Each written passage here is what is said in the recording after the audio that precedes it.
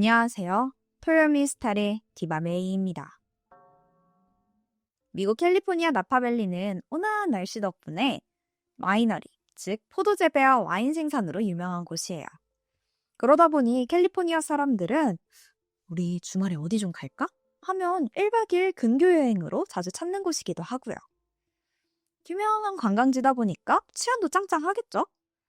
단적인 예로 과거 2004년 전에는 무려 2년 동안 살인사건이 단 한 번도 없었던 적이 있어요. 그만큼 평화로운 이곳에서 지난 2004년 모두를 경악하게 할 이중살인사건이 발생합니다. 2004년 초였는데 아드리안 인소냐는 토목공학과 학사학위를 마치고 나파밸리 위생국에서 보조 엔지니어로 일하고 있었어요. 그러던 중 친구 로렌 민자와 아주 설레는 계획을 짜기 시작하죠. 둘 다 이제 부모님 품 떠나서 독립하는 시점인데 두 친구가 함께 살기로 결정한 거예요. 다행히 마을 서쪽에 집을 하나 구했어요. 조용하고 굉장히 한적했거든요. 물론 위치가 시내랑 조금 떨어져 있기는 한데 두 사람 모두 복잡한 곳은 질색이어서 이 집 보자마자 와, 야, 여기야 여기. 진짜 다른 집 볼 필요도 없어. 한눈에 좋아했죠. 특히 아드리아는 이 집을 굉장히 마음에 들어 했어요.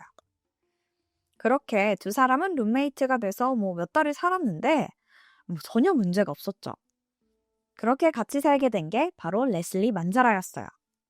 레슬리는 사우스캐롤라이나 미인대회에서 우승을 했을 정도로 굉장히 아름답고 매력적인 여성이었죠.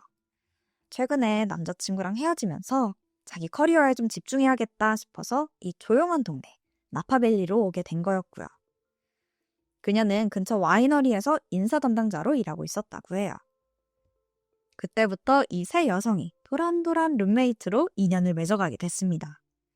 다들 성격도 좋고 막 꽁한 애들이 아니어서 사생활도 존중 잘하고 그렇게 부딪힐 일 없이 너무 사이좋게 잘 지냈다고 해요. 다들 별 불만 없이 평온한 일상을 살게 됐죠.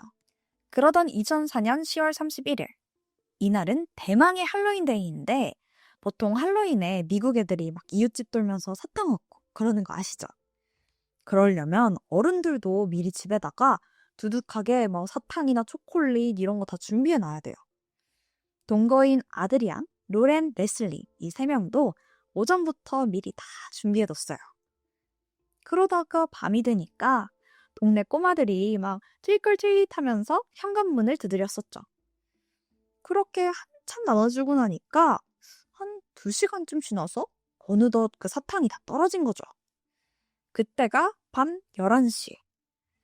이제 우리도 막 들어가자, 자자 하면서 셋은 각자 방으로 들어갑니다. 여기서 잠깐 설명드리자면 아드리안이랑 레슬리는 2층 방을 썼고 로렌은 혼자 1층 방을 썼어요. 그러다 보니까 로렌이 평소에도 가장 마지막에 현관문이 잠겨 있는지 한 번 더 확인을 했었었죠. 그날은 워낙 아침부터 굉장히 바빴잖아요. 오전부터 간식 준비하고 또 늦은 밤까지 애들 상대하고 셋 다 너무 피곤했는지 침대에 눕자마자 금방 잠에 들었어요.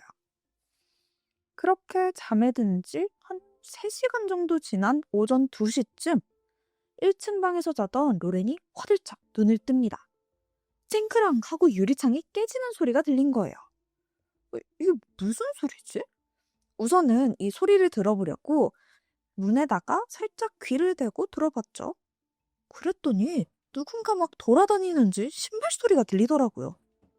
이게 계단으로 올라가는 것 같은데 곧이어 야!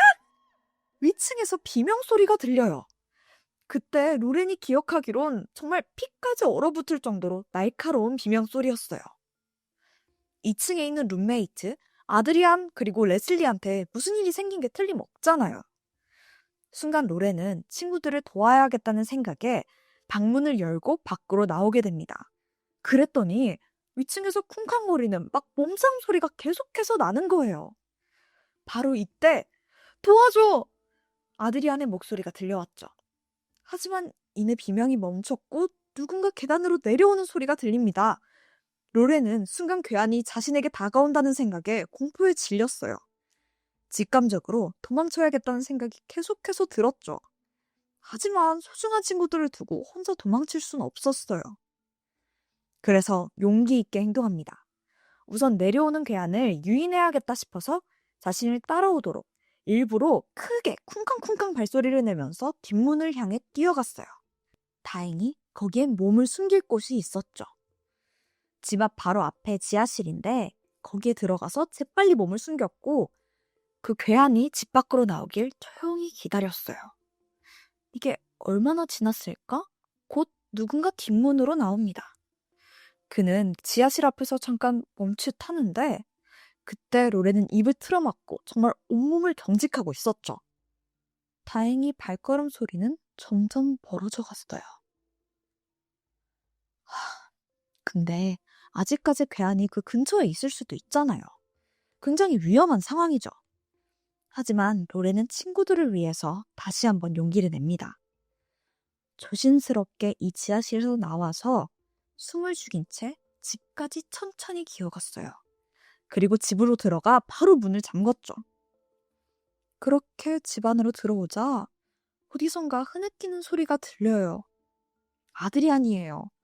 로렌은 곧장 위층으로 뛰어 올라갔죠. 근데 황급히 2층에 도착한 순간 그녀가 넘어지게 됩니다. 그 바닥이 미끄러웠거든요. 이게 보니까 바닥에 피가 흥건했는데 거기에 미끄러져 넘어진 거예요. 잠시 후 그 피를 따라서 시선을 옮기자 레슬리가 피투성이가 된 채 쓰러져 있더라고요.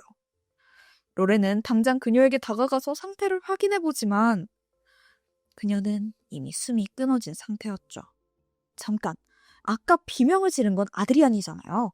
순간 뒤에서 고통스러운 신음소리가 들립니다. 아드리안이었는데 자기 방 침대 뒤에 이렇게 웅크린 채 앉아 있었죠. 그녀도 공격을 당했는지 이미 피투성이었습니다. 로렌은 바로 경찰에 신고를 했어요. 하지만 아드리안의 부상은 심각했고 결국 경찰이 도착하기도 전에 사망하고 맙니다. 이게 너무나 참혹한 사건이었어요. 평화로운 날을 보내던 이 세 친구들에게 정말 날벼락 같은 일이었죠. 특히나 로렌은 눈앞에서 그 친구들의 죽음을 목격했으니 얼마나 충격이 컸겠어요. 그런데 사실 로렌이 범인을 직접 목격하진 못했죠. 또 현장이 아수라장이긴 했지만 이렇다 할 증거가 있었던 것도 아니었고요. 그렇다 해도 경찰은 이게 그저 묻지마 살인사건은 아니라고 판단합니다. 왜냐면 범인이 집안을 막 돌아다니 그런 흔적이 없어요. 즉 이 말은 각각 룸메이트들이 어디에 머무는지 전부 알고 있었다는 거겠죠? 들어와서 곧장 2층으로 향한 거고요. 그렇다면 범인이 노린 건 레슬리와 아드리안, 이 둘 중에 한 명이라는 건데 이때 경찰은 로렌의 증언에 집중했습니다. 그녀는 당시 아드리안의 비명소리를 들었잖아요. 자, 이 모든 정황 증거를 토대로 경찰이 추정해봤을 때 창문을 깨고 몰래 침입한 범인은 곧장 2층으로 올라가요. 그리고 바로 레슬리 방에 가서 그녀를 살해한 겁니다. 그런데 이 소란스러운 소리에 아드리안이 방 밖으로 나왔다가 범인하고 마주친 거예요. 그렇게 범인은 아드리안까지 공격했다. 이런 시나리오를 만들어 둔 거죠. 그러니까 경찰이 생각한 범행의 주 타겟은 레슬리인 겁니다. 그러다 얼마 후에 범인의 것으로 추정되는 혈흔이 현장에서 발견돼요. 범인도 상처를 입었는지 방 블라인드에 아주 작은 그 핏자국이 남아있었던 거죠. 이거 엄청난 증거잖아요. 경찰은 즉각 범인의 DNA를 확보했고 수사를 다각도로 확대합니다. 한편 피해자 레슬리는 과거에 미인 대회에 나가서 우승했을 정도로 굉장히 예쁜 외모를 가지고 있었어요. 당연히 인기도 많았고요. 그러다 보니까 이 남자 저 남자 그녀를 대시를 많이 했었는데 경찰은 그녀에게 거절당했던 남성 중에 한 명이 앙심을 품고 범행을 저지른 거라고 판단합니다. 충분히 가능성은 있었죠. 하지만 주변의 모든 남자를 상대로 수사를 해도 좀처럼 용의자가 추려지지 않더라고요. 난항을 겪으면서 수사는 길어지고 그렇게 무려 2년이 지난 어느 날 레슬리의 어머니가 뜻밖의 이야기를 꺼냅니다. 지금 경찰이 레슬리 쪽 지인만 계속 수사를 했는데 그게 아니라 아드리안 쪽 지인 같다라는 거예요. 왜냐면 딸 주변의 남자들은 그녀를 막 좋아하고 떠받들던 애들이 많기는 했대요. 근데 선을 넘거나 딸을 불편하게 하는 행동을 했던 사람은 없다는 거예요. 게다가 범인을 2년 넘게 윤곽도 안 잡히니까 혹시 타겟 자체를 잘못 잡은 게 아닐까 어머니가 의문을 가졌던 거죠. 답보에 빠져있던 경찰은 그녀의 말을 새겨듣고 수사 방향을 전환합니다. 그리고 사건을 공론화하기로 결심했죠. 이때 중요한 역할을 한 게 하나 있었는데 그건 바로 현장에 남아있던 의문의 담배꽁초였어요. 이게 굉장히 특이한 종류였는데 카멜 터키시 골드라는 별로 대중적이지 않던 담배예요. 즉, 이건 신원을 알 수 있는 결정적인 증거가 될 수 있잖아요. 더 나아가 담배꽁초에서 나온 DNA와 아까 블레인드에서 나왔던 그 혈흔 DNA가 정확히 일치를 하면서 이 담배 주인이 범인이라고 확신했던 거죠. 결국 경찰은 이 증거를 대중에게 공개했고 사건을 해결할 제보를 손꼽아 기다리게 됩니다. 그리고 5일 후 경찰들이 환호성을 질렀죠. 언론에 담배 브랜드를 공개한 지 단 5일 만에 범인이 스스로 등장했거든요. 그의 정체는 바로 에릭 코플. 그런데요, 이제부터 정말 충격적인 전말이 드러납니다. 범인 에릭은 피해자 아드리안의 절친 릴리 프루돔의 남편이더라고요. 아니, 그 누구도 에릭을 의심하지 않았어요. 그리고 이러면 애초부터 주 타겟이 레슬리가 아니라 아드리안이었던 거잖아요. 근데 그러면 더 이상해요. 아니, 아내의 절친을 왜 갑자기 죽인 거냐고요. 살해 동기에 대해서 이야기하려면 우선 범인의 아내 릴리 그리고 아드리안 이 둘 사이에 대해서 좀 더 알아야 합니다. 둘은 나파 위생국에서 함께 일하다가 가까워진 그 직장 동료예요. 집도 가까운 데다가 취향도 관심사도 딱 맞았죠. 점심시간마다 같이 밥 먹고 둘 다 운동도 좋아해서 헬스장도 같이 가면서 점점 더 친해져가요. 더 나아가서 주변 사람들한테 내 자매 같은 친구다라고 소개할 정도로 아주 친해지는데요. 그러다 보니까 자연스럽게 릴리의 약혼자 에리카도 안면을 텄죠. 종종 셋이 어울리기도 했고요. 점점 가까워지더니 어쩔 땐 에릭이 모두를 자기 집에 초대해서 저녁을 대접할 정도예요. 그러다 2004년 초 아드리안이 새로운 집으로 이사가 예정되면서 릴리와 에릭 커플이 우리가 이사 도와줄게. 또 축하 파티도 같이 하자. 자기 일처럼 기뻐해줬어요. 그만큼 좋은 친구였으니까요. 그런데 사실 이 커플의 관계에는 대반전이 있었어요. 겉으로 봤을 땐 밝고 사랑스러운 릴리와 온화하고 따뜻한 성격의 에릭은 너무너무 잘 어울렸죠. 그런데 실제로 에릭은 우울증을 심하게 겪고 있었어요. 여자친구를 만나기 전까지는 감정 조절하기를 좀 어려워해서 약과 술에 의존하는 날이 많았습니다. 그러다 릴리를 만나서 너무 행복하게 잘 지내는가 싶었지만 이게 오래가지 못했어요. 이 날이 갈수록 릴리에게 강하게 집착한 거예요. 일 끝나고 오늘 나랑 있자. 아, 바빠? 그러면은 내일 모레는? 주말은? 나는 항상 너만 기다리잖아. 근데요, 정작 릴리는 이걸 나쁘게 받아들이지는 않았어요.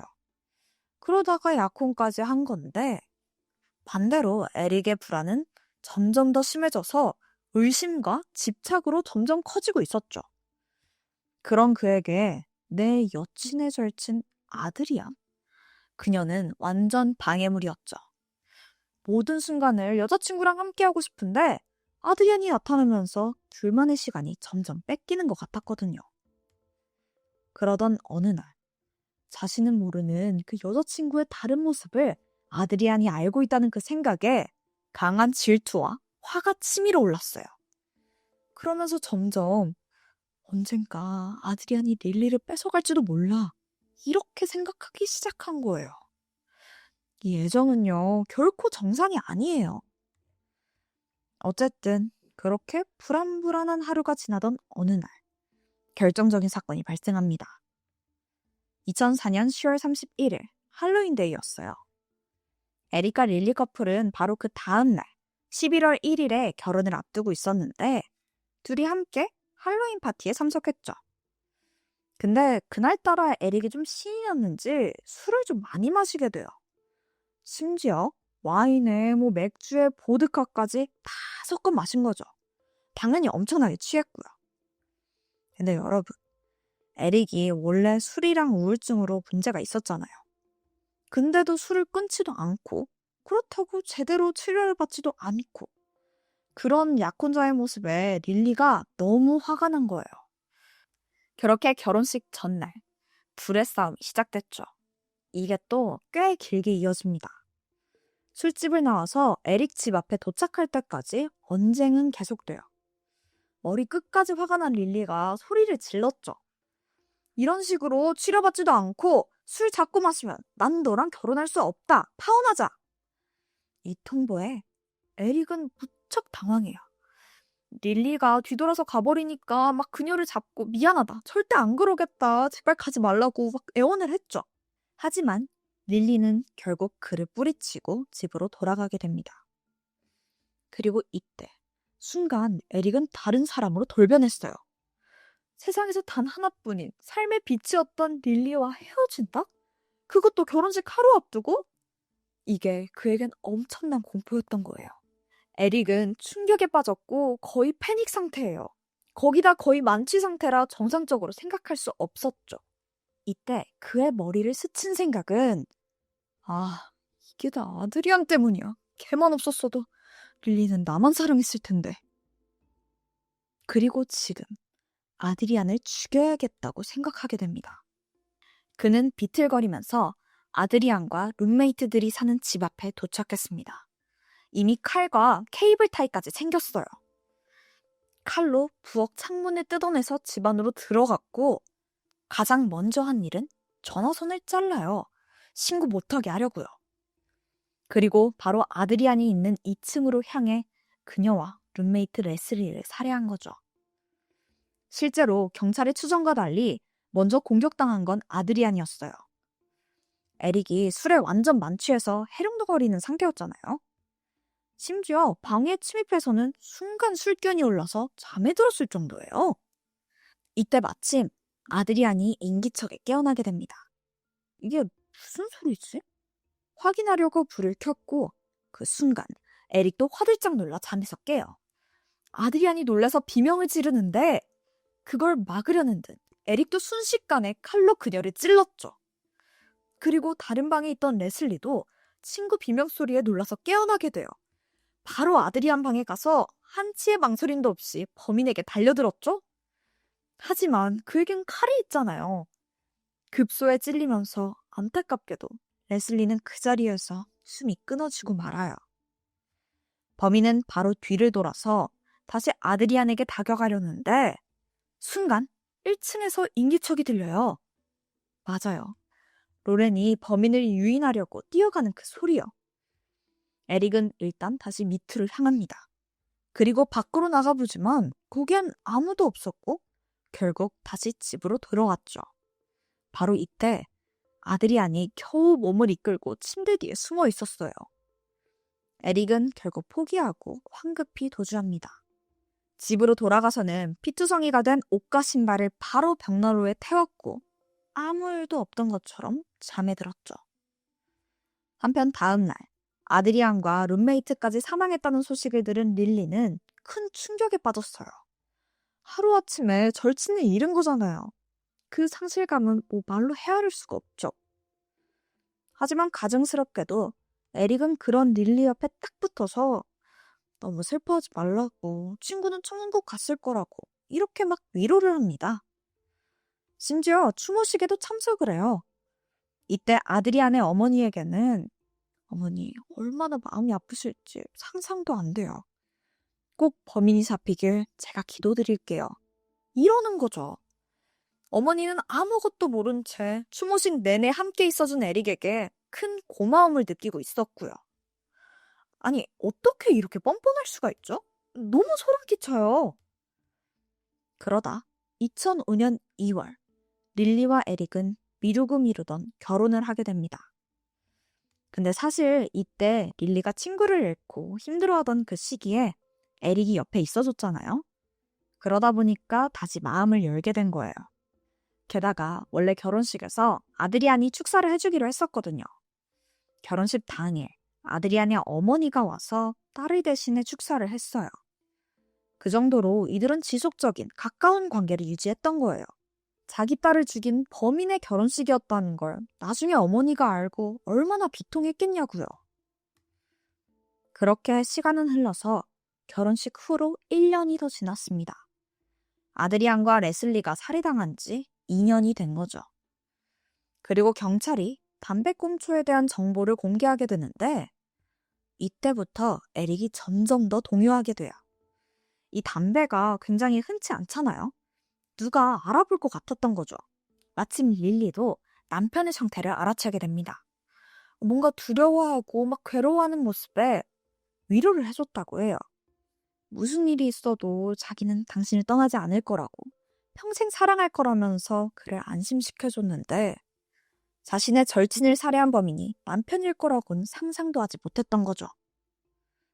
한편 에릭이 가장 두려워했던 건 모든 범행이 밝혀지고 난 후 그 배신감에 릴리가 자신을 떠날지도 모른다는 불안감이었어요. 결국 들통나기 전에 삶을 끝내기로 결심하죠. 에릭은 마음의 준비를 마치고 또 사건의 진상을 유서에 다 적어서 부모님께 보냅니다. 이걸 받은 부모는 너무 놀랐지만 우선 아들을 좀 진정시키고 경찰에 자수하도록 설득했어요. 부모님의 간절한 부탁에 결국 모든 범행을 자백하게 된 거죠. 에릭은 2건의 1급 살인에 대해서 기소되었기 때문에 원래라면 사형을 선고받아야 마땅했어요. 하지만 스스로 자백한 점이 인정되면서 가석방 없는 종신형이 선고됩니다. 사건의 전말이 밝혀지고 예상대로 가장 큰 충격에 빠진 건 피해자 아드리안의 친구이자 가해자 에릭의 아내 릴리였어요. 그리고 재판장에서 에릭에게 말했습니다. 아드리안과 레슬리의 가족에게 너무너무 미안한 게 우선이다. 그리고 에릭, 당신은 이제 어떤 일을 한다고 해도 절대로 내가 다시 당신을 사랑하는 일은 없을 거다. 재판 내내 무표정하게 있던 에릭은 이 말에 처음으로 눈물을 흘렸습니다. 근데 이게 유가족 입장에선 정말 황당하죠. 이 눈물은 절대 참회의 눈물이 아니라 릴리를 잃게 된 자기 자신에 대한 후회의 눈물일 뿐이니까요. 아니, 오히려 릴리가 나 때문에 많이 힘들 거야 이러면서 눈물을 흘린 거죠. 와, 진짜 싫다. 재판이 끝난 후 릴리는 에릭과 이혼합니다. 그리고 릴리 본인과 사건에서 유일한 생존자 로렌 그리고 모든 유가족들은 억울하게 사망한 아드리안과 레슬리를 잊지 않고 항상 그들을 기리며 살아가고 있다고 전해져요. 쓰레기 같은 절친의 남편에 의해 허망하게 삶을 마감한 두 사람은 아마 하늘에서도 너무 억울해서 제대로 눈 감지 못했을 것 같아요. 그래서 저는 진심으로 두 사람의 명복을 빌고 싶습니다. 지금까지 토요 미스터리 디바메이였습니다.